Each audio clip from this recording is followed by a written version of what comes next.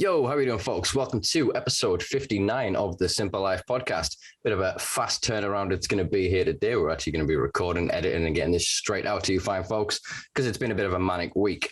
Anyone that saw last week, you will see the one thing I think I've managed to achieve is actually get a haircut. So yeah, some progress. At least we sat down here with one of my good friends, a fellow activist, to have a little chat for you fine folks. It was actually guest number five, way back in, I made a note of this somewhere. It was the 30th of November, 2020, if anyone can remember that far back, folks.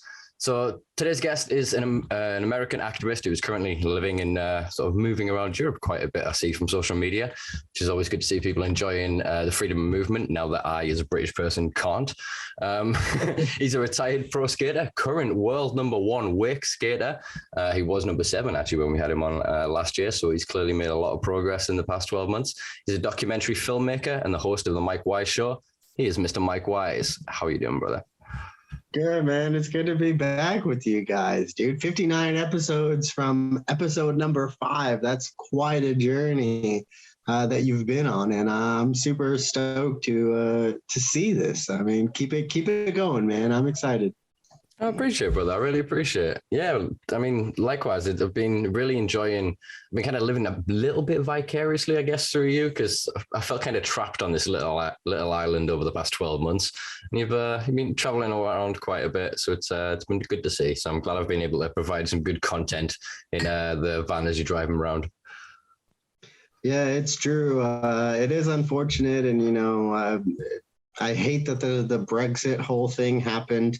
The Schengen free movement thing is what I've been taking quite a bit of advantage of, because, as you know, I've been staying here without a visa. So I'm like living the total activist in exile lifestyle, trying to travel while still not, hitting the borders and the customs checkpoints. Yeah. But it's good to be back.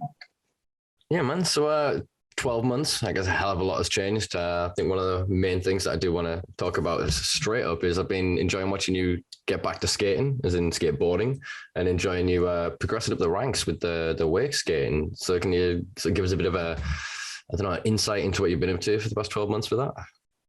Yeah, for sure. As you guys know, my background's in skateboarding, and I love skateboarding. It's wild to witness skateboarding being so included that now it's in the Olympics. Yeah.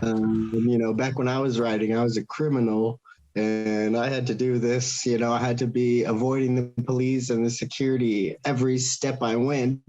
Which kind of plays into the activist lifestyle I still indulge in today.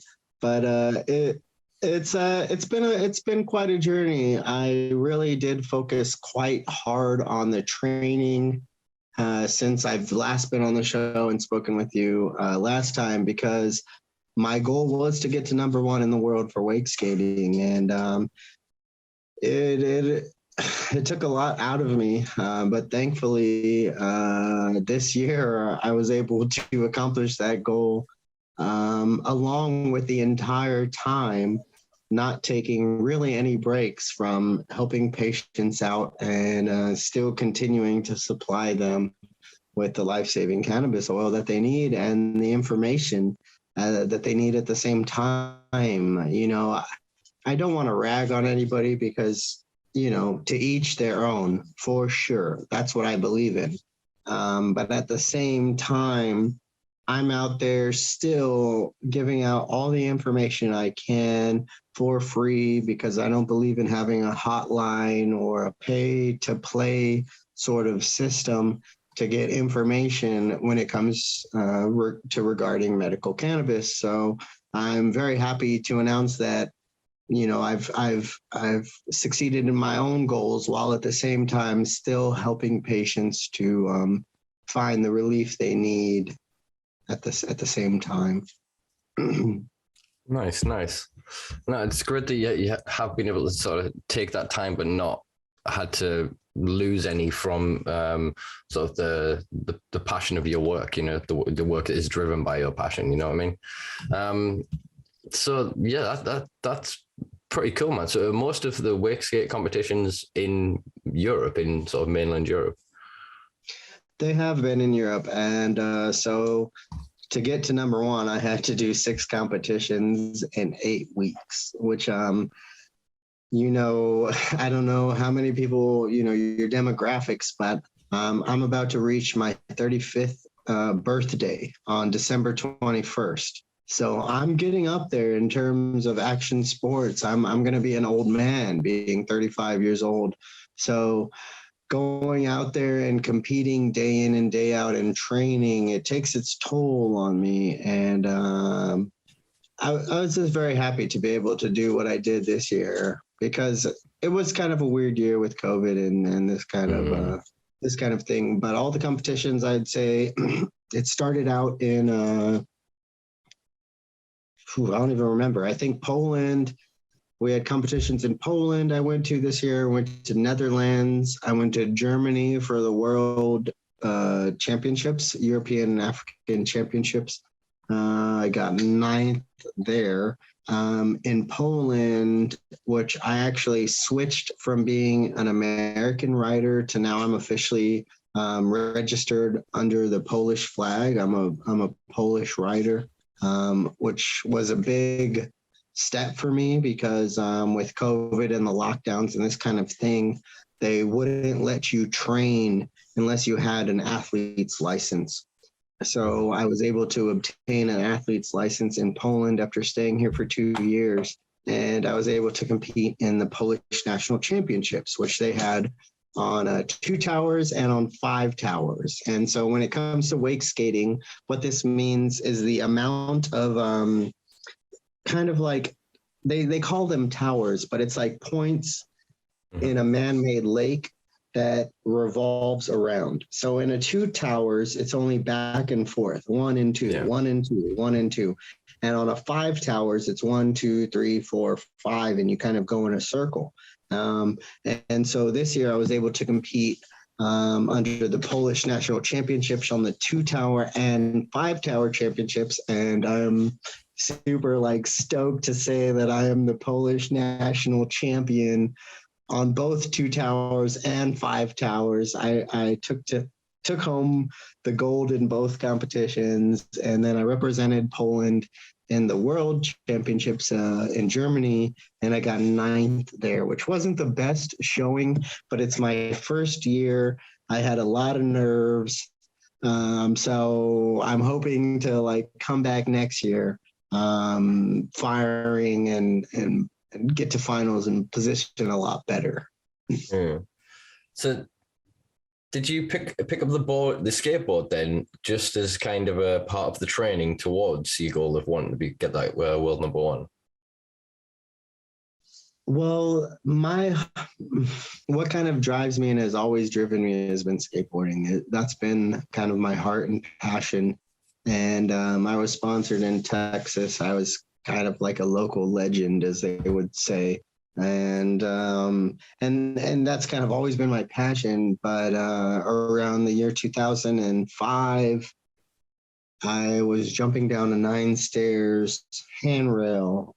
Over it, I was doing a 180, and I landed with my feet locked instead of landing with an absorbed kind of knee thing. And so I blew out my ACL, my LCL, my PCL.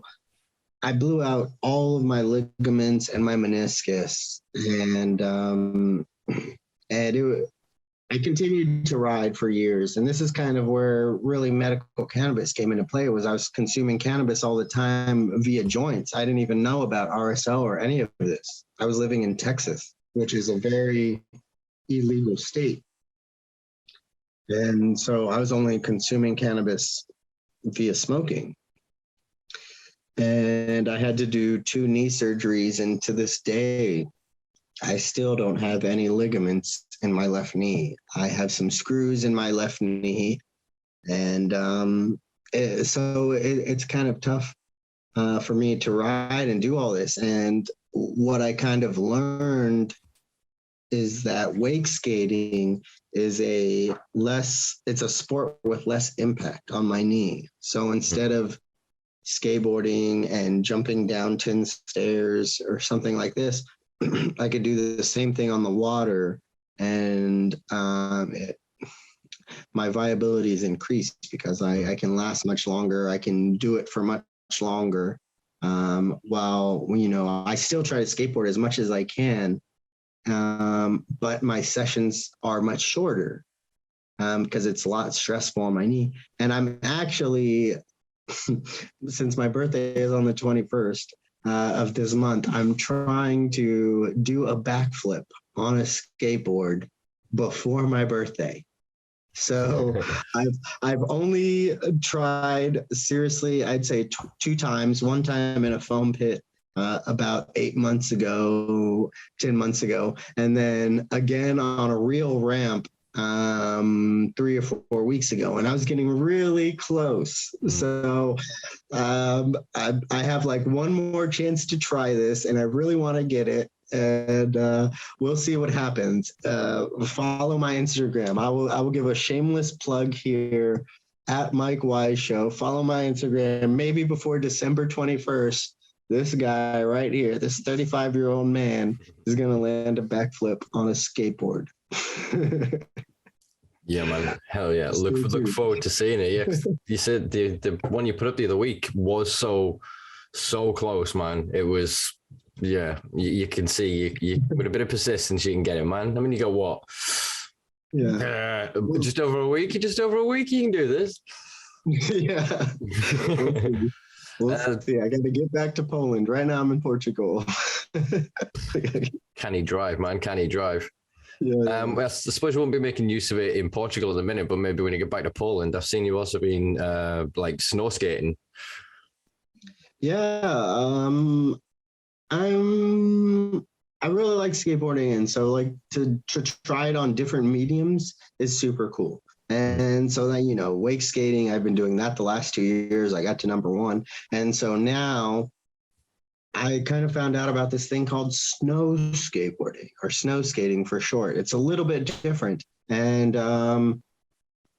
I really have been wanting to try this. I actually got my first snow skateboard back in like 2006, I think, and I took it to Colorado. But it was very awkward, and it had like, instead of wheels, it had 4 individual skis. So it was like a very weird kind of skateboard shape. And since then, I've learned there's this company out of Canada that makes professional boards, and these guys are nuts. These guys who are on the professional team do like 20 or 30 stair handrails with the snow skate. And so I was like, okay, well, of course they make it look easy. I want to try it. Yeah, man. And I finally got the official equipment, and I tried it my first time the other day. It was a lot of fun, and I want to kind of see how I can push the boundaries with that, because another thing, it's less impactful on my knee. So if I can do like 10 stairs and land in snow instead of doing 10 stairs and landing on cement, I'm all for that. And so I'm going to see what's going on. I was kind of keeping it a secret, but as soon as I get back, right now I'm in Nazaré, Portugal. If you guys don't know, this is like the big waves capital of the world.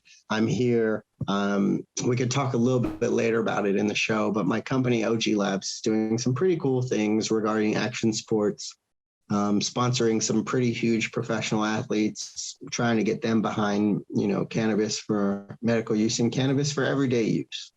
And so I'm out here watching one of the guys on my team ride 60-foot waves.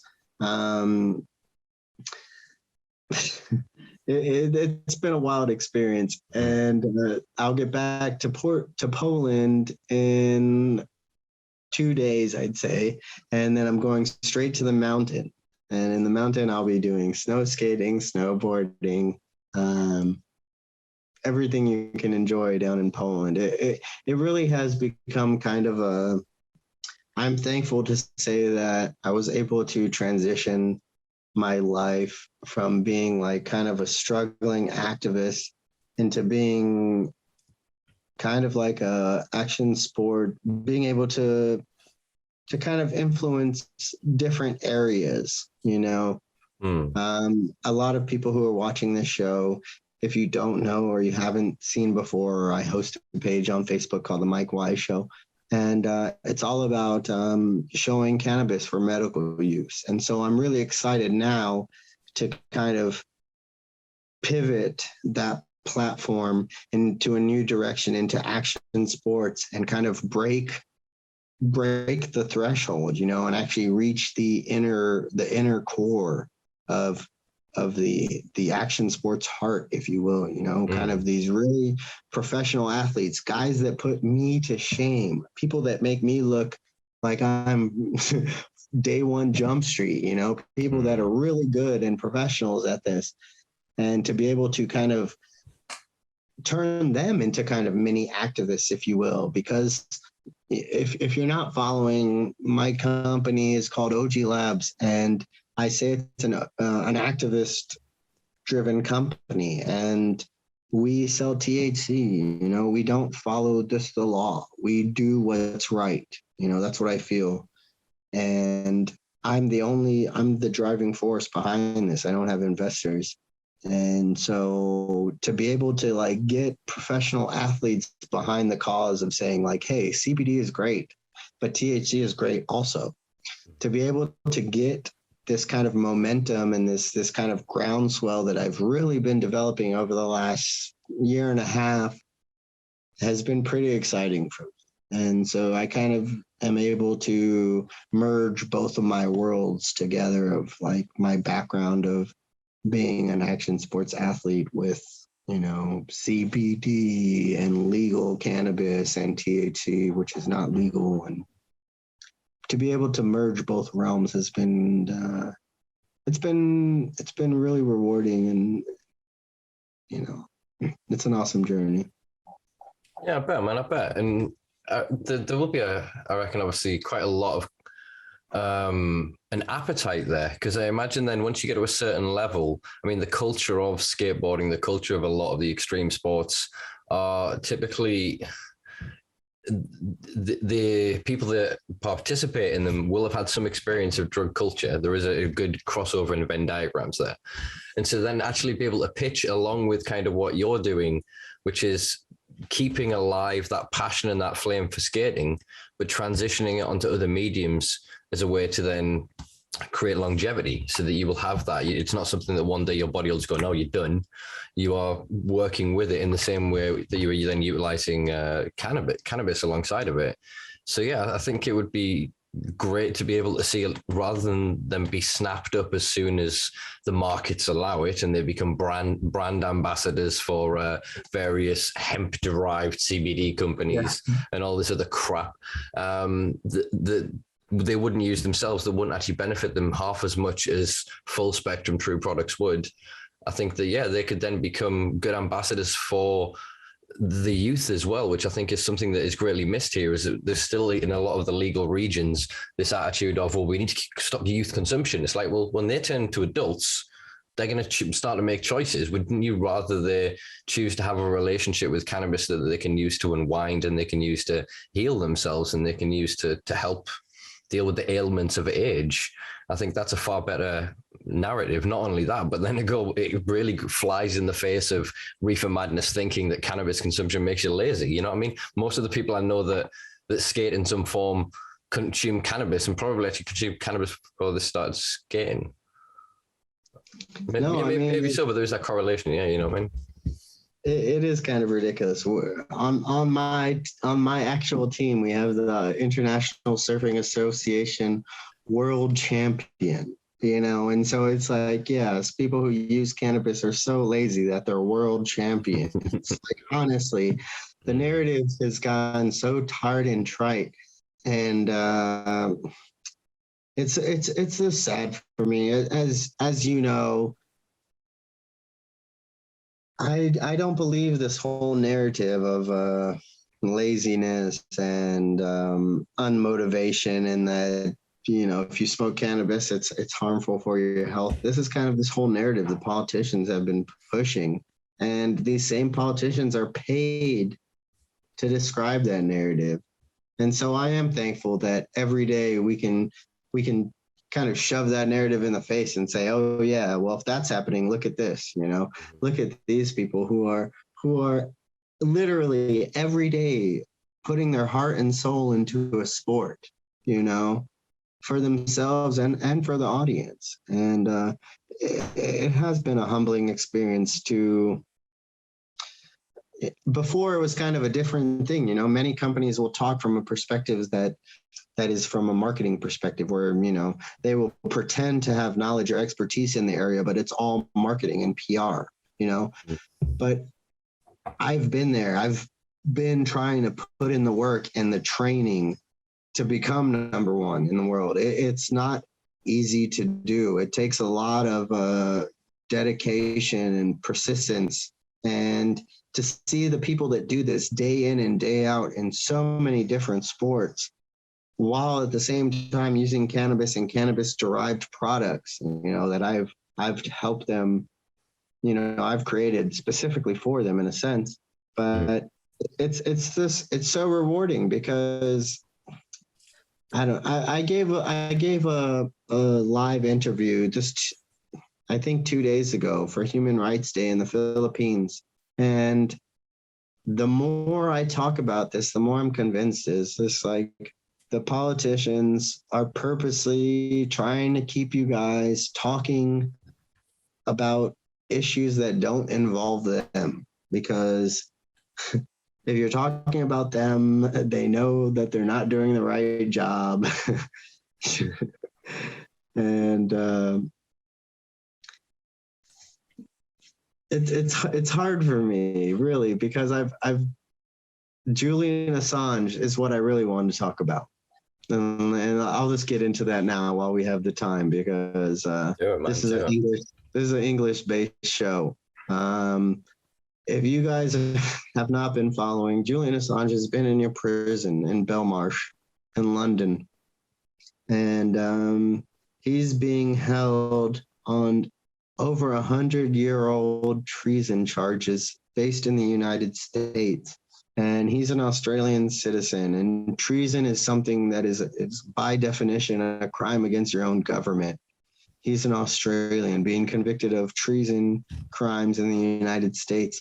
And the first court, they pulled him out of the embassy, there in London. It was the Ecuadorian embassy, wasn't it?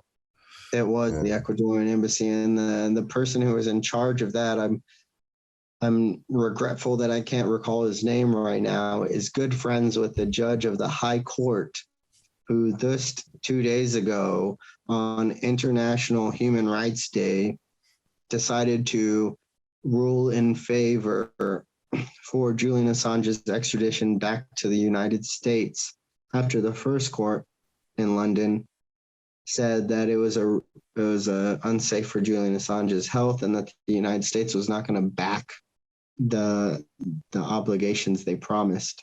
And so they went back on that. The High Court decided to extradite him, and Julian Assange actually had a stroke just hours after that a ruling came in. And so I guess it's just hard for me to speak about anything else right now, knowing that this is happening. And so I just wish that everybody would share this and talk about this, because Julian Assange is a journalist and nothing more. He didn't even create a story. All he did was expose the narrative. All he did was expose the truths that governments were trying to keep hidden. And for this, he is potentially at risk of getting murdered by a very democratic Joe Biden administration in the United States. And so many people who voted for Democrats and think about Democrats as being the savior to Republicans and the anti-Donald Trump really need to look deep down in their hearts and think about this ruling in particular against Julian Assange and why they keep continuing to try to extradite him as something as a kind of a red flag, you know.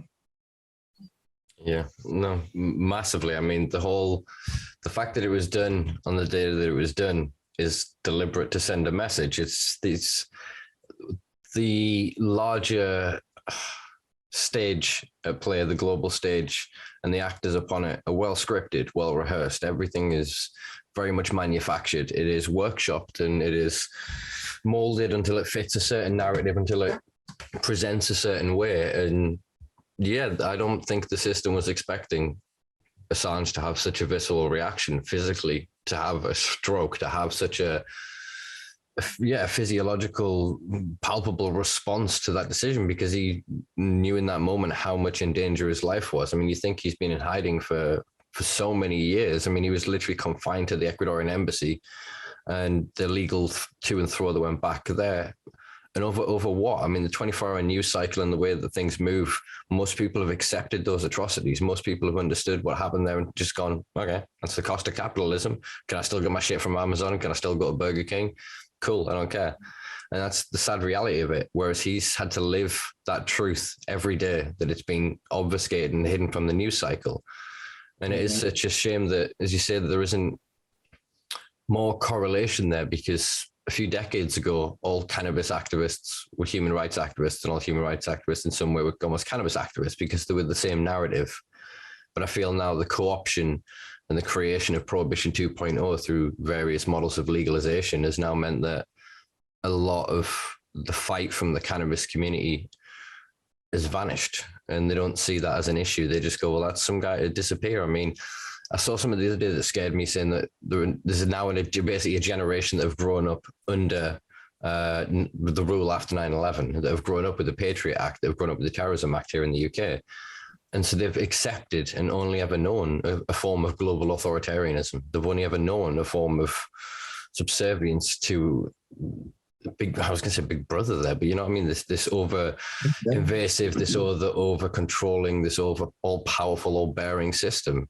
And it's worrisome that, as you say, there isn't much being put up there. I don't even know what is currently going to hand on the situation, what is going to happen with the situation, as to whether they will take his health into consideration or go, no, the ruling is the ruling. As soon as he can be judged by any doctor of our picking to get on that plane and not die in the process, our legal obligation is met of duty of care.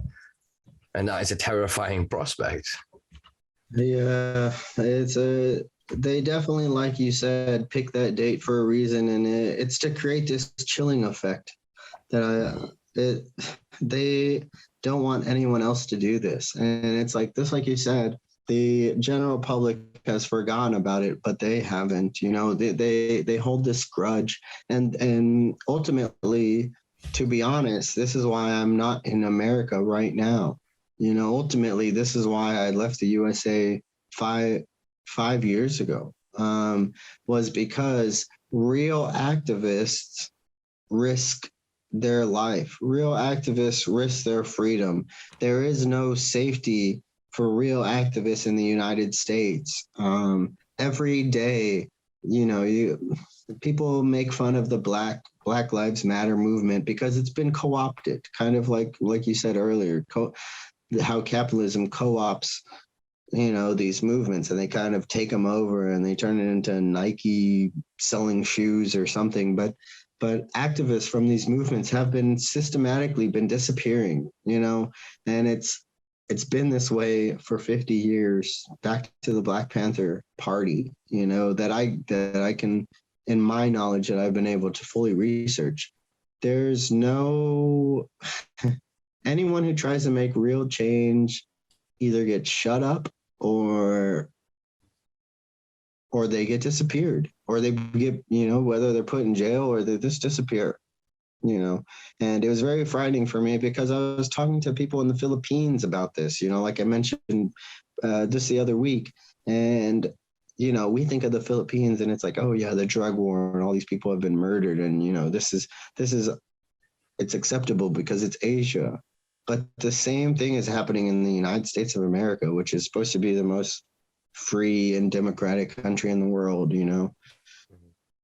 It really, I hate to be gloomy, because I'm really optimistic most of the time, but it's like, the more I talk about this, with you and other people, is this like the future that we're going in is quite a frightening direction. It's not one, I was kind of raised on freedom and democracy and America being the greatest country. We spread freedom and we're all about freedom of the press and your right to free speech and this kind of thing. But since I've lived through it and grown up to be an adult, I found out that everything has kind of been the opposite of this. And it's like, you don't have free speech and you don't have any of the rights, period, that America tells you have, since you're a child. And to see them kind of exporting this democracy to the world, which is a false, it's like, it's just frightening. I don't know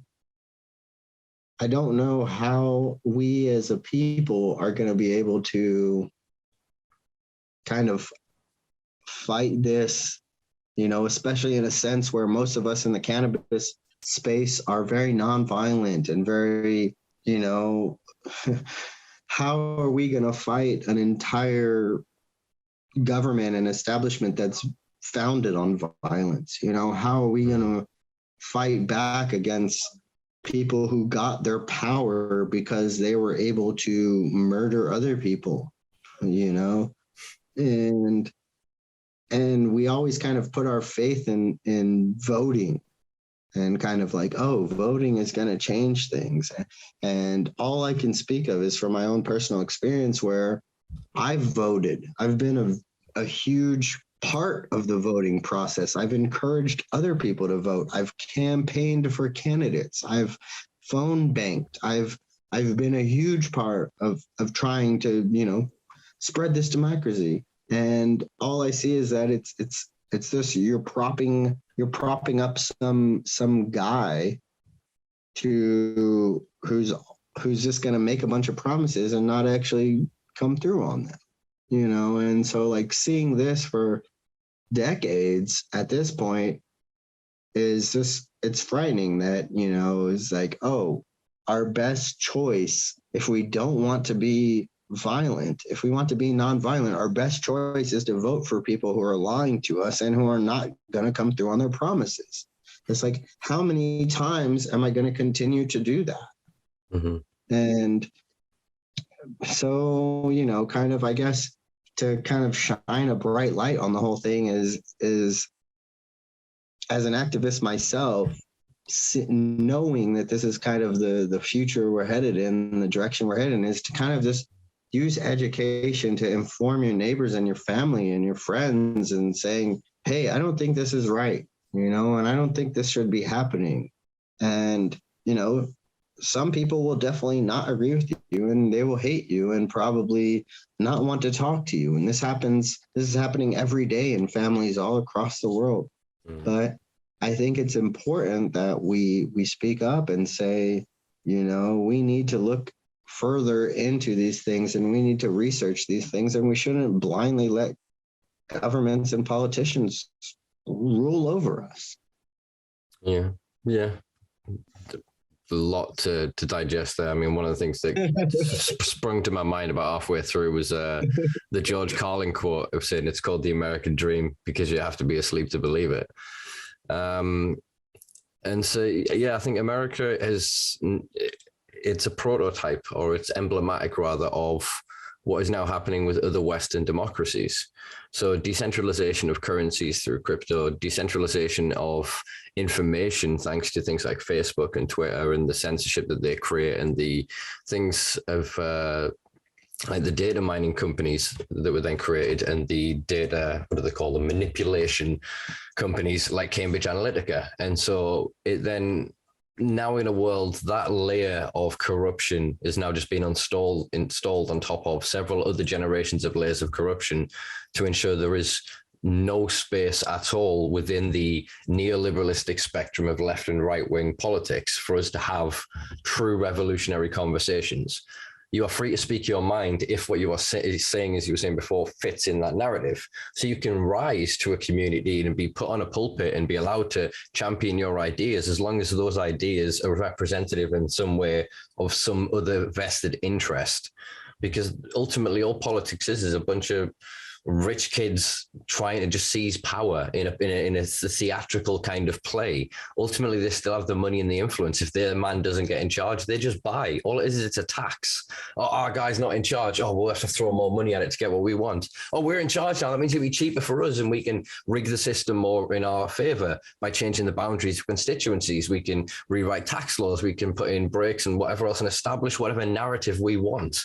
And this cycle of 4 or 5 years of just repeating and switching, as you say, has left most of us disillusioned, disenfranchised, and just completely discombobulated. The average individual, the layman, will just look at politics, and the reason they go, I don't do politics, mate, they can't keep fucking track of that. It's like a 40-year soap opera that you've had to watch every episode of. And as soon as you step away from it, you don't even know the characters. You can't even catch up on it. It's too advanced. Their narratives, their lies, their shit. Under the 24-hour news cycle, as I said before, we get a snapshot. We get going, boof, and what was that? There was 4 things we were allowed to know today. What were they? All right, write them down. Even if we correlate that shit together, all that's ever going to do is form a narrative of information that they want. And so I was speaking with some guys the other night on a 4-way podcast.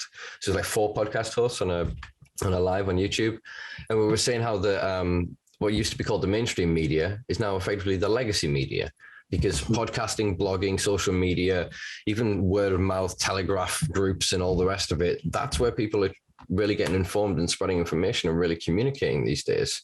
The regurgitation of the legacy media market through the TV and through print media is only ever to a narrowing demographic, the voters. But they're becoming smaller every year. As you say, we can't vote our way out of it with the current people in charge. But I'm still torn in my own mind as to my anarchistic youth roots, which are to just let's fucking burn it down, and whatever we live with, we live with. But as I get older, there's part of me that looks at it and goes, some of these systems kind of make sense if they were transparent, if they were ran openly, and if they were passionate individuals, not invested individuals, people that weren't guaranteed a CEO spot on some board somewhere, or they weren't guaranteed, X amount, or could be bought or lobbied, or, what I mean? If there was true transparency, but even then, that's probably the utopianist in me. So I'm torn, and I think most people are. Yeah, it's true. I mean, I feel the same way. Is that things can be done correctly, and I don't think that we should kind of react negatively to wanting this utopian kind of life, because it is true. It's like we can have things run correctly, but unfortunately the system that we're in now, I don't want to say encourages corruption, but like corruption runs rampant, and so many systems that we have in place can still run and continue. They don't have to be torn completely down, but you have to have the right people in place. And it's just a tough thing. Like you said, it's like people are in place in order to keep more of the wrong people coming into power. So yeah. It's a hard thing to kind of change. Yeah. The funny meme I've always seen is like, someone that's like, I want to change government from the inside. And it's like, okay, yeah, like you can change the mafia from the inside. Like you will just get murdered straight away if you try to change that, and it's that same thing we're dealing with today. And so this is why I really encourage and I really champion what you're doing personally, because this is how we get the information out there that we need to get out. If we keep listening to this old media, like you mentioned, is it's just, we're going to be stuck on their own narrative, and we're going to be stuck listening and debating and going back and forth and arguing with our neighbors about what's right and wrong based on their own narrative. Whereas opposed to if you kind of turn off the television and start tuning in to different sources, then you'll kind of get a different picture. And that's, I don't know, I really do wish more people would do that, because it comes down to, I would say it's like 95% of all the media around the world is owned by 7 people. And these same 7 people are having dinner together, and their kids are going to school together. You know, they're paying the same politicians in order to influence certain policies, you know. So what most people see on the TV is actually more similar to propaganda. It's more similar to what they would accuse Joseph Goebbels of producing back in the 40s. It's almost, I mean, sometimes it borders on them creating hysteria. And the only way we're going to be able to fight this is for more and more people to tune in to shows like yours, and to tell other people, hey, check out Simpa's show, man. This guy's got he's got the shit, man. He's got the fire, man. Tune in. And so I will say, shameless plug right now, if you haven't shared this post, share it, because we need to get this information out there. You know, more and more people need to speak outside the lines and have the courage to speak outside the lines, because together is the only way we're going to break this kind of mold. You know, the only way we'll get through this is by together joining up, informing each other. This is what's right. This is what's wrong. Yeah, 100%. 100%. I mean, I really appreciate the shameless plug. Then I will agree that, yeah, anybody want to like, share, subscribe, you know what you're doing, folks. Yeah, but subscribe. Yeah. I wouldn't fill myself with enough ego to believe that I really have any answers. I have a certain curiosity and an innate sense that something isn't right.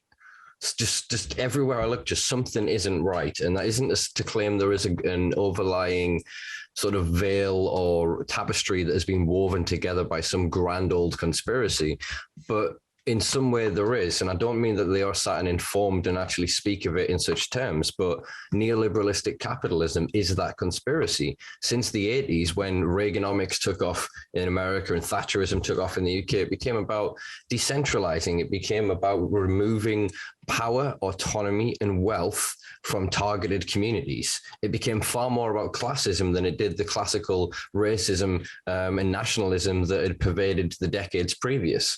And so people thought that this was prosperity. We saw middle class booming in certain areas and regions, but ultimately that greed metastasizes and becomes cancerous and then starts to eat itself. And since mid-2000s, the system has been collapsing perpetually and being propped up again by removing profit and autonomy and power and influence from those same communities.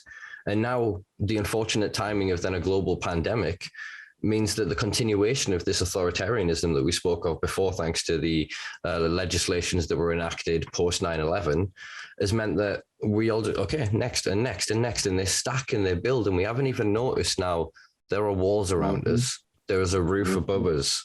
We have to ask permission to go from one to another. We have to, give we have to surrender certain freedoms and certain or autonomy to a system that most of us, again, don't understand. And we can't begin to understand the complex minutiae of it. And because it's so neoliberalistic, capitalist minded, that we're sold one narrative that we're having to believe. But when we actually look at the statistics, the open proof here, they're making trillions. They're transferring wealth like we've never seen before. The richest people are getting rich beyond anything we've ever seen in human history. And it's as you said, it's terrifying, because then the few that wish to stand up, we're even scared to share each other's posts, to like each other's posts. We're not even worried then about our communities or our peers judging us, because we can curate that and we can block our boss on Facebook.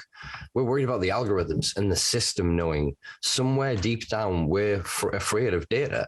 And I think rightfully so, because quietly they've got us addicted to our little screens, into our little games, into our interactions of frivolous bullshit. That means they now know us better than we do. So they can come onto the screen and go, oh, this happened, and use certain words that they've workshopped and manufactured. You know, that they've gone through psychoanalytics, they've gone through all of the base studies that they base sciences that they have to be able to construct and manufacture this outcome. And then we're all sat here 2 years into a pandemic, not having a fucking clue what's going on.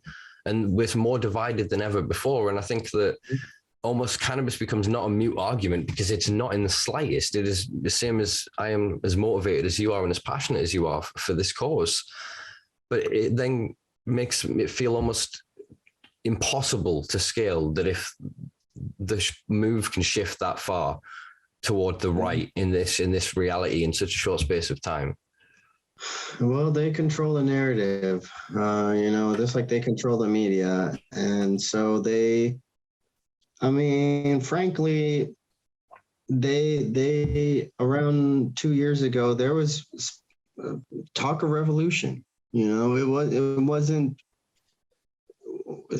call it what it is. Maybe it was this internet rumors and this kind of thing, but people were really talking about it. I was seeing it more and more than I'd seen before. And so of course, what better way to control the narrative than say, hey, the flu is killing people. If you don't protect yourself against the flu, you're going to kill your neighbors also. And it really did kind of pit people against each other. And it still to this day is something where people are divided. And it does make one hesitate and think about, oh, the cannabis movement in particular should be put on the back burner because there's larger human rights that we're fighting. But it really is all kind of the same fight, and the same people. I told Valerie, I told my girlfriend this the other day, is that the same people who are telling you that you need to do this, do X and Y for your health right now, are the same people that are telling you that chemotherapy is the best course of option for cancer. And I can tell you in my own experience that that's not true. Chemotherapy can be sometimes, in some cases, the worst case of option to treat something, especially a cancer, something terminal. And so to kind of learn and know that the same people who are saying, you should do this for your health are the same people who are in charge of, maybe the food company that supplies the food that dictates your health. The kind of neoliberal world we're living in is all these corporations are becoming one, and there's less and less autonomy. There's less and less real quote unquote capitalism. There's less and less free market. It's all a tightly controlled, regulated market dominated by very few corporations. And the farther we go into this, these corporations are now allowed to dictate policy, which is where people should start questioning things. The people who are in charge of your health should not be the people it's hard for me to really summarize, but people should not be profiting off your health first and foremost. And that's kind of the world we live in now. But besides that, the people who are in charge of everything, your movement, your freedom, these people are the same people that own the airlines, and they own the foods in the grocery stores. Like grocery stores, I don't know if you've noticed, but especially here in Europe, the grocery stores are stocking less and less of a variety of products. And it's becoming more and more of like PepsiCo and like centralized, there's less diversity. Mm-hmm. There might be a different type of product, but the actual brand, there's less and less brand diversity. Or it's still the illusion of diversity, because then it's all owned by the same corporate chains. Exactly. And then when you go more and more into this, these same chains are the ones who somehow have stock in your health, and somehow have stock in pharmaceutical companies, and mm-hmm. and they pay politicians. And it's just this whole frightening world we're kind of letting them guide us to, and this is where we need to really focus on the direction of where we want to go, and we want to focus on the future we want to live in. Do we want to live in the same future that has been existing for the last 60 years or the last 100 years, that, my father broke his back every fucking day, in order to put food on my table, because eventually we would have this golden future. But it turns out I'm doing the exact same thing. It's like, do we want to keep breaking our back towards this future that we're never going to have? Or do we want to start working towards something that does benefit everybody and does, it does reach outside the conversation of cannabis, because cannabis kind of brings you into this. You think of cannabis and it's like, oh, okay, well, we can free our gardens. We can at least we can have our own free space in our garden to where we can grow whatever we want. You think about cannabis, and then you just take that a step further. It's like, well, maybe we can go further and kind of break the molds and these kind of paradigms that we've been stuck in for decades of, I call it the American dream, but we found out that this is never really going to happen. It's kind of an illusion, the American illusion. And so do we want to break out of this and work towards a future that actually is a dream? Or do we want to continue to allow politicians to dictate what we can grow or what we can't grow? If we can all grow and have cannabis in our communities, let's just say right now, forget all the politics, everything aside. If we were able to grow cannabis right now, with the current market, everybody was able to grow cannabis in the UK. Maybe they have 4 plants, 6 plants, 12 plants, whatever amount of plants they have. They grow this, it comes out, we'll say good, we'll say better than good. It comes out top-notch, smokable, good product. If every person in the UK has this, imagine what they can do with it. They can process this into something they can consume regarding edibles for their own health. They can keep it as flour, and it's a very valuable commodity around the world. People are always looking for flour to smoke if that's all they want. It's definitely an extra source of revenue that people can enjoy and partake in this climate of uncertainty and this climate of government people being in charge. Well, hey, at least we could take over our own gardens. We could grow something, and we can make a profit from this. We can sell this. And it's one of the main reasons I've gotten behind cannabis, is because that's what I want to see. I want to see everybody around the world growing this plant. And if they want to sell it as buds, they can sell it as buds. If they want to turn it into oil, they can turn it into oil. But if that happened now and everything else stayed the same, what a better place it would be. So many people would be able to enjoy so much extra revenue. And, besides all the other problems. But this then you segued wonderfully onto, well, basically one of the larger questions that's kind of been eating away at me the past couple of months. And I've seen signs of it popping up here and there from the legacy media. But then I've seen it come in now through our own social media. I'm trying to reach out and find more people, but the algorithmic limitations on my platforms mean that for all cannabis is banned and it's an evil subject on social media, it's bombarding me with the mainstreamist of mainstream contacts in the mainstreamist of mainstream companies and regulative authorities and all the people that are perpetuating the narrative of Prohibition 2.0 and set to benefit and profit quite heavily from the continued exploitation of patients and consumers. And so it's been frustrating, but what I'm seeing basically is it's failing. It's failing flat on its arse. There is a strip between Oregon, Southern Oregon and Northern California that is cartel run. There is a small city called, is it White City, I think it's called, which has just recently declared a state of emergency.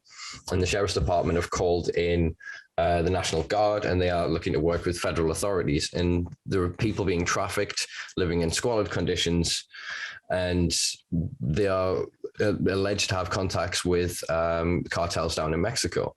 So we're seeing, again, these exploitative pockets then emerging, and the authorities are coming down fucking hard on these groups. There was a raid I saw the other day on a facility that had 7 warehouses on one site, and they alleged to take 250 tons. 250 fucking tons. Then California, literally in the middle of the year, was like $1.7 billion bust. You know, there's 10 times as many illegal dispensaries as legal. There's all of these rampant, as they would say, issues with it, but they're not these continued criminalized pockets, these entrepreneurs, these individuals, as you said, they've gone, no, if you're allowed, I should be allowed. And what it's doing to me, in my mind at least, is showing this severe problem with this idea of legalization. That legalization is limitation, it's restriction, it's access by a certain class to an industry to exploit other classes. And it bothers me because I can't seem to find, as you say, anybody at the higher levels of this that are profiting from it, that are worrying about it, at least publicly anyway. But what I do start to see now is movements of support from this new legal cannabis market and industry to not just now attack legacy, but then now create a new form of reefer madness, new lies, this whole fentanyl thing and shit like that. You know what I mean? So I just want to get your thoughts on it, man. There is a new form of reefer madness happening by the industry in and of itself, which is why essentially I left Colorado. Many people think I was crazy to leave kind of a legal haven, you know, but it's tough. It's like people, once they get power, they don't want to let it go. And so it's kind of the same thing with the cannabis industry, especially when I was there in Colorado, is that certain people would work extremely hard to get a license. And then once they got their license, they will fight, you know, to keep that. And in order to do that, you need to criminalize other people. At least that's how the system worked. And so we did have kind of the movement being attacked from the inside. We had people who were more affiliated with kind of the gray market and affiliated with, they still operated within the law, but within more type of gray areas of the law. They were being attacked by people who were operating completely in the clear of the law, you know, and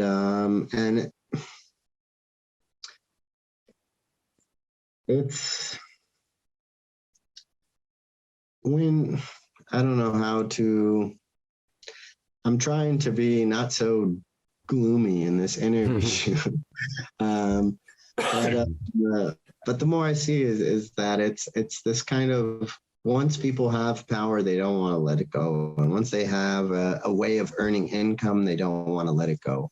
And so kind of my whole entire platform is the opposite of this, is that there shouldn't be any sort of restrictions. There shouldn't be any sort of kind of pay-to-play atmospheres, that everybody should be able to grow cannabis and everybody should be able to process cannabis. And when only certain groups or certain classes can grow and process cannabis and sell it legally while others can't.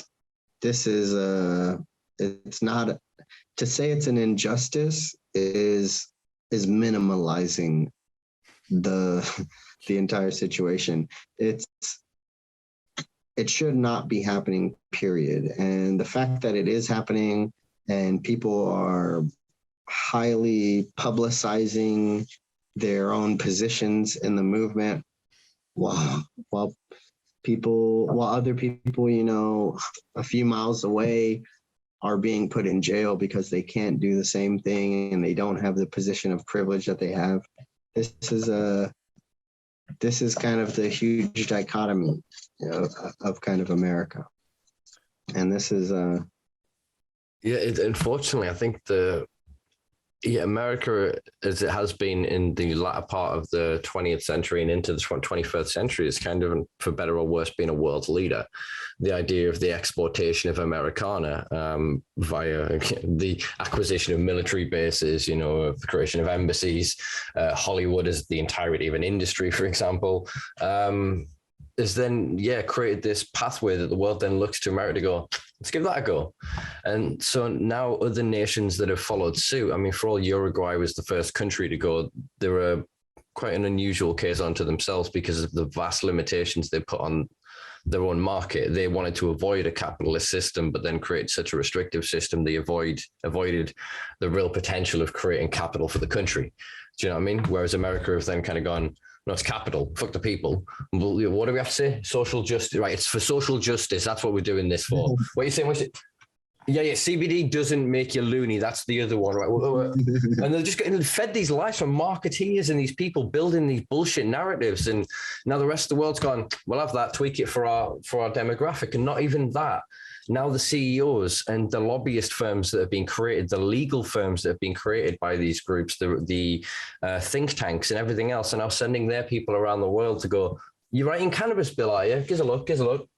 Gives that piece of paper, slide, you know, slide, there you go, now it works. And just infiltrating and altering so that when they go, oh, we'll set up this and fine, it's fine. 6 months in, what happens? The big boys come in, you know, a subsidiary of Cure Relief, you know, a subsidiary of Tilray, you know, a subsidiary of Canopy, you know, everywhere we look, any of the that's offensive, much smaller developing nations around the world that are going, holy shit, we can do this. We've got a brilliant climate. We've got an amazing labor force. We've got the infrastructure, or we can create the infrastructure to really go with this. They then have to seek outside help with this to then get around the UN restrictions and all of the other international legislations. So who do they go to? They go to these motherfuckers who then right in back doors. So like I said, they can buy their way into the industry, can control it. I mean, Mexico, when let's go and let's really kick the shit out of this. Who's got the first fucking license out the door? Someone straight out of Canada. You can see what happened to Jamaica and the rest of it.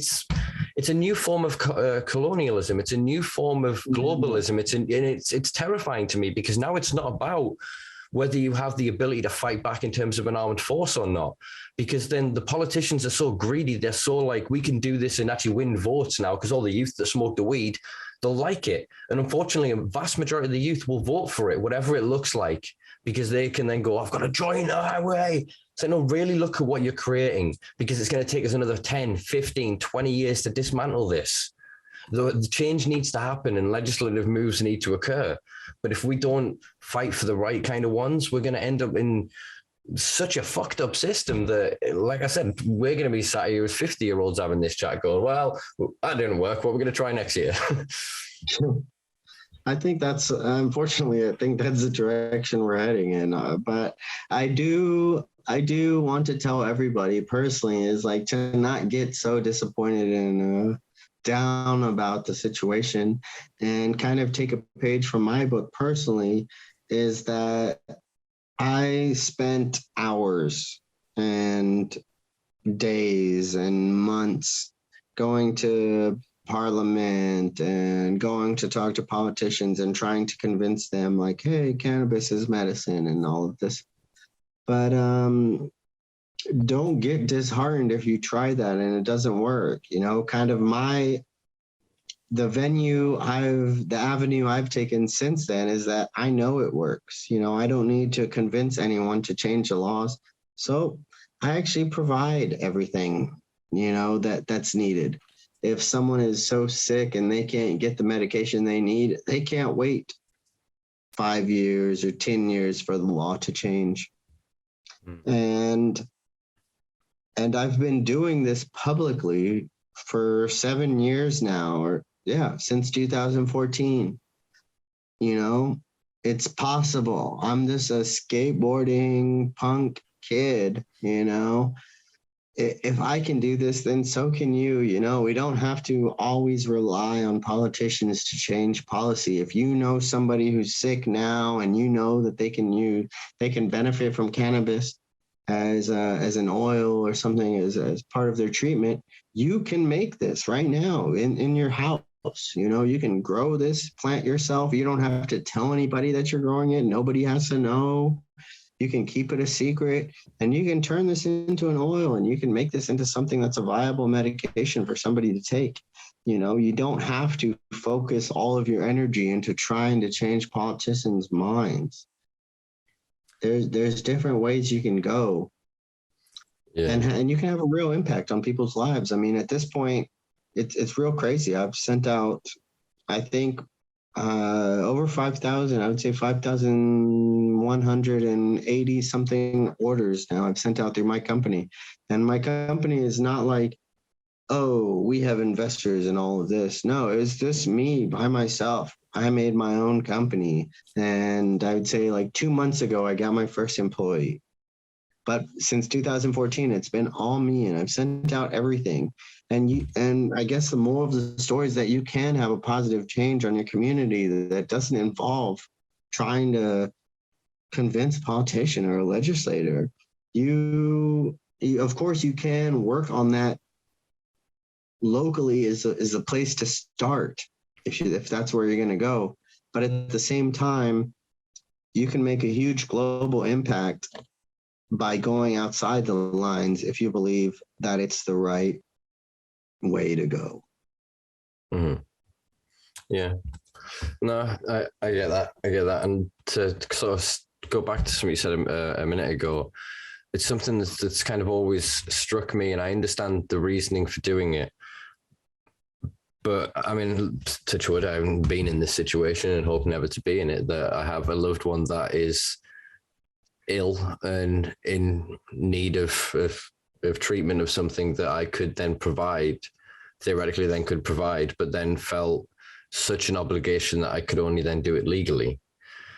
It worries me, because I mean, there are a lot of people that are brave enough to stand up and do champion for access. I know obviously I'm not really speaking of the parents with kids. That's a different sort of situation. But it's a shame that it's too often people that have lost somebody that then comes out to fight. And it's not the story of, well, we broke the law and we got into a better position and now we're telling the story. That's not the thing we see most of in this, unfortunately. It's somebody that's then lost somebody that then learns about this after the fact, that then goes into championing it. And it's a shame, because a lot of us, I think, feel the passion. A lot of people have this burning desire in them that this is wrong in every capacity. This is wrong. The co-option of it, the takeover of it, the globalization, the creation of intergenerational wealth for a handful of people. You know, it's a restriction of class mobility. It's a betrayal of the potential of the planet in general, of its nature. It's a betrayal of generations of activists, of consumers, of people that have been criminalized, demonized, people that have died prematurely and had conditions ruin their lives that could have been prevented by the intervention of a fucking plant. When you really start to look at it in that sense, it is all the more a reason, I think, that we need to not just accept whatever comes to us. Because as I've said, when we really look into the minutiae, the nitty gritty and the details of this shit in the legislations, they don't seek to serve us. They seek to, in some form, further enslave us to their systems. Yeah. Under the current system in the UK, if you grow cannabis, you're paying more tax than the vast majority of the Tory donors. You're paying more tax than the vast majority of the big companies on the stock exchange, and Google, Starbucks, these kind of companies. It's ridiculous. You're paying tax on the whole process. And then you've created a microeconomy that you then deal with, you know, to generate, as you said, that little bit of extra wealth. And that's the thing that's bothering me about the projects we're seeing pop up in Malta and Luxembourg and Germany and other regions, that they're going, we're going to have corporate cannabis. And it's like, well, yeah, what about the people that are impoverished now, that are broke and bankrupt, that have a space for a 2x1 tent or whatever small tent, can then turn over several grand a year? They can feed their kids, they can pay their mortgage, they can pay their bills. We can keep this shit show of capitalism going.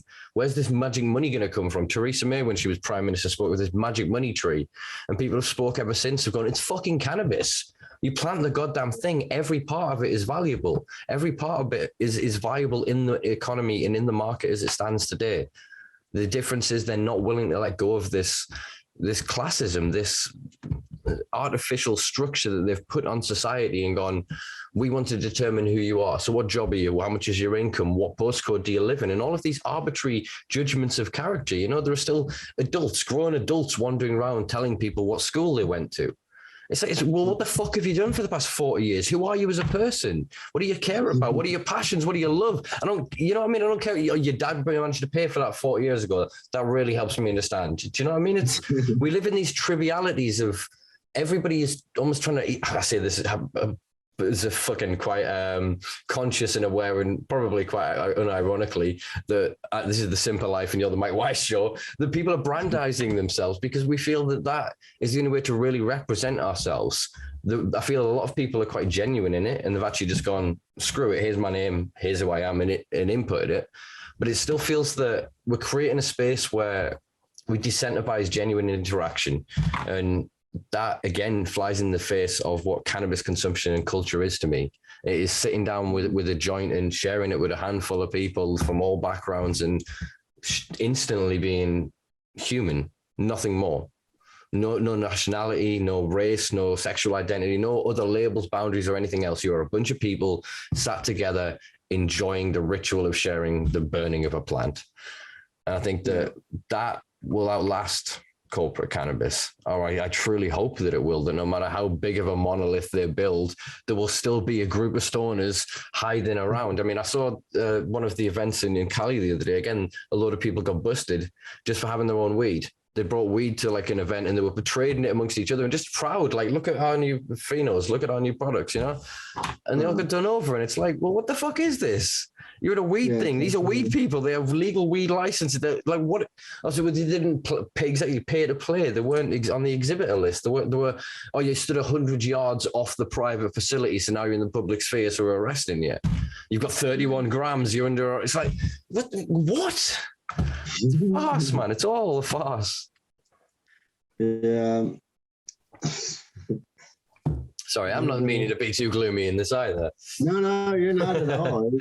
But it's realistic, and that's kind of we have to decide. You know, we have to make a conscious decision. Is that the direction we want to go in, or do we want to maintain that culture? You know, that culture of friendship and freedom. And to me, you know, I think that's what I think of when you're smoking a joint is freedom. And I think that they realize that too. The politicians don't want us to have freedom.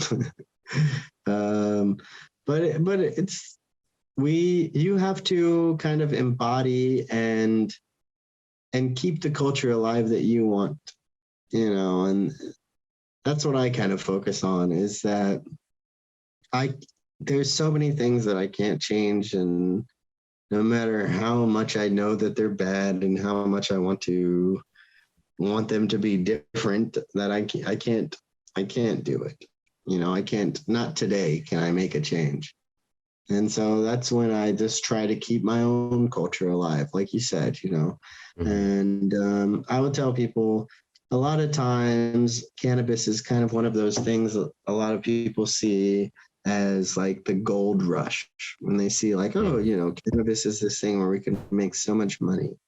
And so they'll kind of message me about, oh, how should I get in the cannabis industry? And this is where I really tell people, make your own company. You know, don't go work for somebody else. You know, go do what you want to do and do it yourself. And of course, you know, some people might not be able to do this and they need to learn the tools of the trade and whatnot. And I understand that. But it is rewarding, very much so, when you can when you can contribute, you know, and when you're working for someone else, it doesn't feel like you're contributing. So when you make your own company, especially with cannabis, it's kind of like the Wild West frontier. Now is the time to do it. I've seen quite a few UK activists, who I will not mention by name, who made their own companies. And it's very exciting and thrilling for me to see this. I want to see people make their own companies and do this themselves and not have to rely on that huge kind of Tilray profit scheme you mentioned earlier. You know, people who can begin to take this into their own hands. And that's kind of the future for now that I really wish people would pursue more, is to look into what it takes to create your own business and influence your own community through business, you know, because that's a way for you to kind of do your passion while at the same time being able to pay for your bills, you know. And if you can do that, what more could you want? So really, if you're watching this, don't dream about going to California or Colorado and working for some dispensary. Instead, dream about what it takes to make your own company and how you can potentially work to make these steps yourself. Yeah, I think that's inspiring to hopefully, if nothing else, to myself and hopefully, quite a lot of my audience, to be fair. And I think you're right. It's, as we were saying, that decentralization comes from I don't want to say manipulation, let's say the utilization of their systems. So we're starting to recognize that actually, if they've built this structure out of legal acts and statutes and laws and regulations, we can use those same regulations. We just have to learn them. So unfortunately, most of us are at a disadvantage in terms of our education backgrounds. We come from effectively state propaganda, the standardization, homogenization of history to serve the indoctrinated masses of that nation. So it's, you America's the greatest country in the world, Britain's the greatest country in the world, Iran's the greatest country in the world, Australia. I'm not going to go through every fucking country, but you're out there, folks. I don't know why I chose Iran to the list, but you know what I'm saying. I was trying to find a dichotomy there, and I think I did. But yeah, we're all then kind of indoctrinated into this idea, and I think now is the nationalist identity is not as important as the corporate one. We wear our badges of identity and our affiliations and our allegiance to brands on our body. You know, we hashtag them and tag them in our social media posts. We become affiliated to them in ways and connected to them in ways that before we would have had other humans, we would have had groups and cultures and identity. And I think for a lot of people, it becomes quite easy to get lost in that with cannabis. And so they step into it, and a lot of the brands then go, here's some free stuff, here's this, here's this, here's this. And you can quite easily get lost within the mire of that. And I think that you spoke of it perfectly before, of saying that, I don't know, we are our message to the world, you know, our narrative, our lifestyle, every time we speak, every time we do something that is in some way in the public sphere and public realm and can be judged and inspiring or controversial or whatever else to others. And I think that because of that hyper awareness and hyper connectivity, it's causing a lot of us to be neurotic, but it's causing a lot of us to then go, well, okay, if we have to operate in this space, how do we navigate it? And I think, as you're saying, if we get a certain point of saturation, I think that's the infiltration. That then once there are no citizens left, there are just corporations. How the fuck do they rule that?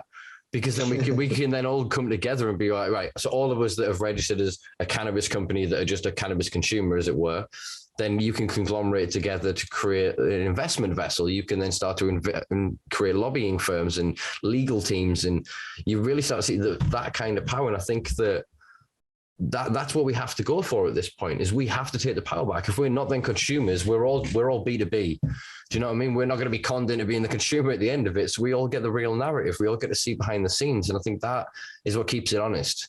The more people we can keep in the game, the more honest it will keep it, because then a few can't get together and go, if you say this and you say that and you say that, right, we go. They're fucking trying, and they are buying and they are merging and acquiring at an ungodly rate, and they keep having these peaks and troughs every time the states go, oh, we've got a new potential model to get through, and it gets obviously slapped down, but they make billions in those little peaks and troughs. They're controlling that narrative as well. So again, it's what I wanted to ask you is, how do we then in some way unify, not necessarily against Prohibition 2.0, as it were, but to create another version, rather than saying we want it legalized, because we've seen what legalization is. But then at the same time, decriminalization doesn't give us the right to own business and wealth and participate. We can't then tax it. We can't live and own property and assets. So there needs to be a space in between for that social mobility, that recompense, that fucking restitution that we deserve from nearly a century of persecution and war. No, I mean, you're exactly right. And it's the only way we'll get that is if we demand it, honestly. And even at that point, it's like so many people have been harmed even worse than us, and they haven't received reparations. So it's one of those things.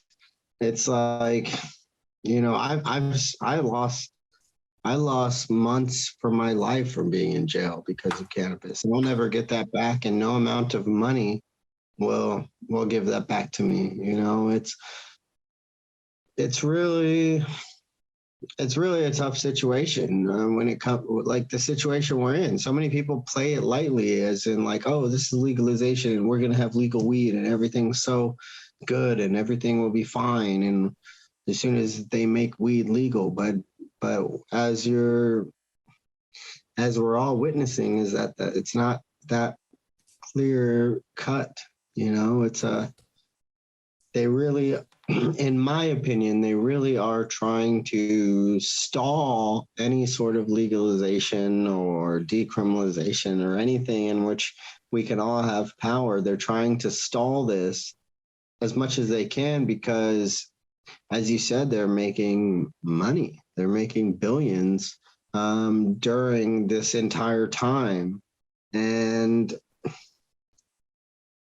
I guess the bigger picture we want to look into is they always talk about money and how that influences government and politics. And unfortunately, in the system we're in, it's supposed to be the market influencing, you know, everything, but instead it's money and people who have stakes and claims in certain industries are the ones who are influencing the market, which is kind of the opposite direction we were all told we were going to be going in. And so we have to decide what kind of future we want to live in. Do we want this future where everybody says one thing but means another?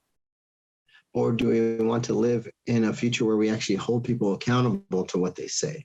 And kind of the place we're living in now is one in which we don't hold anybody accountable, because they're like, well, everybody plays a side. You know, you have the Tories and everyone plays a side. They're like, oh, well, they did bad, but we're doing okay. And nobody will acknowledge their own faults. And when you kind of look at this whole game, I'll call it a game of politics, you can see that both parties in most countries, they're ruled by both parties, and both parties have their own flaws and make tons of mistakes, but neither side will ever acknowledge those mistakes or those flaws. And we continue progressing in a direction where whoever's in charge can do whatever they want because nobody acknowledges their mistakes. Nobody acknowledges their flaws.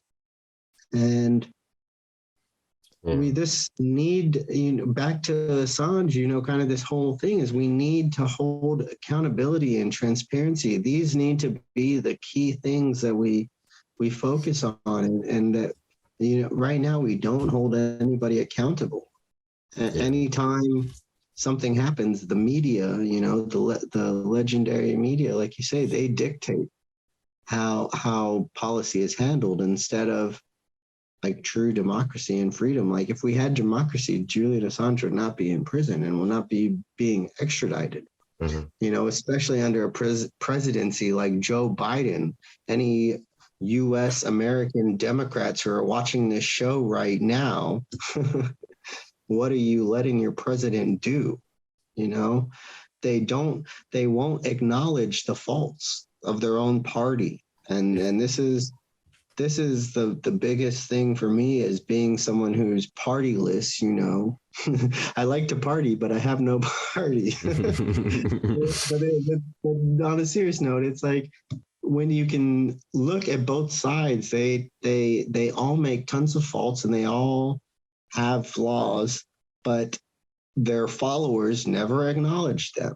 And it's only the opposite people who acknowledge the flaws. And so the flaws never get taken care of, because it's only a he said, she said thing. It's like, well, you guys did this bad. Well, you guys did this bad. Well, you guys did this bad. And nobody ever does what they're supposed to do. And they're like, well, at least we're not them, because we did this right and we didn't do that wrong, And this is the whole kind of,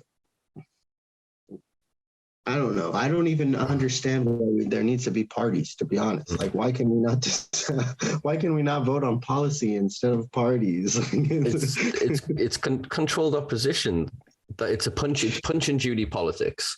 It allows you to then sit there as this petulant child, this avid consumer, this passive, quiet, well-coerced, well-indoctrinated citizen of whatever territory or region in the world. That is the point of governmental power, is to keep you apathetic and consuming. And yes, sir, you know exactly the same as everybody else because you were given the same standard of education. You will then learn everything at the same rate because we control the TV, we control the radio, we control the films, the magazines. And then the fucking internet came along. And since then, for the past 20 years, they've been scrambling in all directions like whack-a-mole to try and get it all back in, and they don't know what the fuck they're doing. They're just trying to grab in every direction, using every opportunity, smashing up bloody false flag events. We're doing whatever it is of manipulations of narrative, statistical manipulation that we have seen like no end over the past 2 years in this country, and the admittance of it. And then people go, oh, well, yeah, they're not going to do that moving forward, so it's fine. And this, as you said, this cognitive dissonance, this lack of ability to look at the reality and try and discern some truth from it. We are living in what Orwell, Winston Smith, his job inside as an INSEC was to basically change today's news to reflect yesterday's. And so that's all the news cycle is now, is they're massaging and adding it on and adding it on. So as these two parties are bouncing back and forth, it's a controlled line. We're progressing every day. We move forward on their agenda. And then it's not that I think that they have faults or flaws. They pick the script, you go, right, you're going to say this, you say this, and they play out the pageantry of it. And sometimes the media actually does its goddamn job on our social media sleuths or people that get caught out, like they have for these Christmas parties, the 7 Christmas parties they had in Downing Street last year. And again, no one being held to account with it. They've now had to then go, oh God, right, sack her, sack him, move this around, do that. Are we good? Did they believe it? Sweet, keep moving.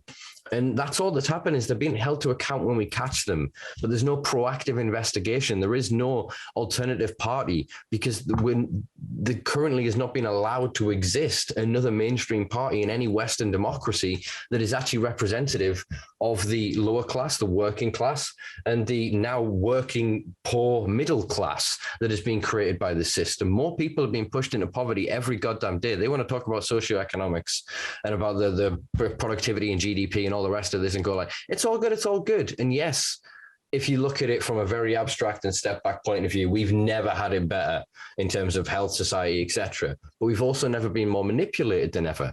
As you alluded to before, with the connection of the same people that produce the food that puts too much high fructose corn syrup over there in the States in, then they're the same ones that are invested in the cost of insulin. I wonder how those are related. You know what I mean? Mm-hmm. See, they know these systems. They control the science. They produce the think tanks, the organizations that then front the consensus science that they've massaged and manipulated. So we live under this complete veil of illusion. I think more people than ever, the thing that inspires me more every day, more people than ever can see beyond that. It's like Plato's allegory of the cave. Do you know what I mean? More of us than ever have seen the light glimmer through at the top and go, what the fuck's that? What the fuck's that? And turning away from the dancing shadows and seeing that there is more to our reality. And I think that's, as you alluded to before, why it's so important for people to fight against the algorithmic bans and the shadow bans and the censorship of social media, to create businesses and websites and other forms of interaction where we can have these conversations and just point to a thing and go, oh, do you see that? Do you see how fucked up that is? Because even just having another person reaffirm that you are not truly insane is one of the most life-affirming things ever. You know what I mean? That rush of endorphins you get, just going, oh, thank fuck. Oh, thank fuck. Someone else got it. It's cool. I don't even care now that it's that bad. It can be the most evil thing in the world, but now when another person sees it, right? And then from there, we can formulate strategies and plans. We can start to coordinate. And as we were sort of saying before, I'm still torn between every now and then, yeah, let's burn it to the ground. But I think that a form of collectivism that through coming together and debating and discussing this, we'll find the answers and we'll find ways to reveal what they've hidden. Do you know what I mean? The entire shadow economy that they talk of when they want to protect their economy and their interests and their futures, because it isn't our futures or our interests and our fucking money that they're interested. It is our money they're interested in, but you know what I mean? Yeah. No, you're absolutely right, and that's why I'm thankful that you keep pushing these episodes out, because this information needs to get out, and people like myself, we can get disheartened, and we can be affected by this chilling effect. You know, it's I don't know. I'm just thankful. I'm thankful for you, to be honest. It's been a great show. I've had fun chatting with you, dude. To be honest, it's not everyone gets it, and it really is disheartening to be out there, risking everything, you know, for a lot of the times for people who wouldn't do the same, you know, for myself, but it's the thing to do, and I believe that it's right, and I really wish that I didn't have to do this. You know, I wish that everybody would grow this plant themselves, and that everyone would make their own oil, and that you know, I wish we didn't have to be having this conversation. But as long as we are, stay strong. And really talk to everybody. You know, Christmas is coming up. Most of us are going to be, hopefully, you know, be with our families. Talk to them about cannabis. You know, tell them if you still have people in your family that think it's the devil's lettuce or something that's terrible, you don't even have to tell them about your own situation. You can just say, hey, look at this person, you know, they used cannabis and you know, now they're better, you know, and this is something. And if enough of us do this, then none of us will hopefully have to do it in the future, and all the laws will be changed, and we'll have great politicians. The world will be a better place. I think we can definitely aim for that one. Yeah, I think you're right. You're right. And yeah, you spoke a few times of this chilling effect, and I think it's true. And I think that we kind of warm ourselves by the fire of community that it is in gathering together, whether that be metaphysically over the digital spaces and realms like this, or whether it is being fortunate enough over the festive period to gather together with family, loved ones, friends, and in some way engage and create memories and moments of joy and pleasure and deep connection that, even though forever fleeting, in those moments, I think frankly makes it all worth it. that I struggle and have done most of my entire life, from childhood through to adulthood, with depression, and with an overarching sense that any day we could choose to live in a utopian reality. We have the resource, we have the capability. We're just not there yet. So I don't want to say spiritually, maybe spiritually, sort of cognitively. I don't think we're able to contextualize and encapsulate what it would mean to live freely. We're too worried of the transitional period. But I think in between that, as long as we continue to have these conversations, you'd be surprised, people out there, these fine folks who choose to listen to me week in, week out, you'd be surprised out there who you speak to that share similar views to you, or actually even nowadays, how many of them will not chastise you, will not demonize you, will not stigmatize you on the spot, will not make you feel ridiculed and small and inferior and insignificant. They will respond most often with curiosity if you mention the C word these days. And there's a lot of information out there. There's a lot of ways to, as Mike was saying, start that conversation and engage in it. And being true to yourself in that small way will make you, as I love that Simpsons actually made it a word, make you embiggened. It will embiggen you as a person. And you will grow it, and you will create that space neurologically and within your life and within sort of those relationships to be more of yourself. And I think that's never a bad thing. The more of us could be more of ourselves, I think that creates a cascade, a snowball rolling down a hill that'll eventually, like a domino, knock over the monolith of this bullshit neoliberalistic system we find ourselves enslaved to. But nevertheless, I've enjoyed this time chatting with you, Mike, and thank you for making the time today. I really appreciate it. Yeah, for sure. I was trying not to go off on too many tangents and not get too gloomy, depressed on everybody. But this is my current state of affairs. Is like, it's sad for me to witness other activists being persecuted and jailed and murdered, and I wish the best for us, and I hope we can do better together as a society. And I am thankful, like you are, for all the listeners, because this is how we keep our community together, is by tuning in to alternative media and listening to something outside of the boob tube. Because so many people are, this is how we unite, so many people are united under their TV, and we can only fight them with truth. And we, no matter how much misinformation they have, we know we are on the right side. And it might be painful, and we might have to endure years of abuse and years of going in the wrong direction. But as long as we have truth on our side, and we will prevail in the end. So keep fighting, keep it up. Yeah, man. Exactly that. I do hope you fine folk out there feel inspired and a bit more informed after this rather impromptu podcast. So once again, Mike, I want to thank you so much for making the time very last minute to get this done. I'm going to fly around to get this edited and out to your fine ears at home, folks. You can find Mike Wise at all of the links below in the bio and description. Thank you very much for stopping by and listening. Check us out everywhere at The Simpa Life. Do check us out on Patreon as well. For less than a cup of coffee a week, you can keep this little project going of mine, help keep the lights on, quite literally, the internet flowing, Zoom, etc., etc. It's been a pleasure, Mike. We'll speak soon. Peace and love. Yeah, join his Patreon. Go for it. See you guys. It was a pleasure. Peace.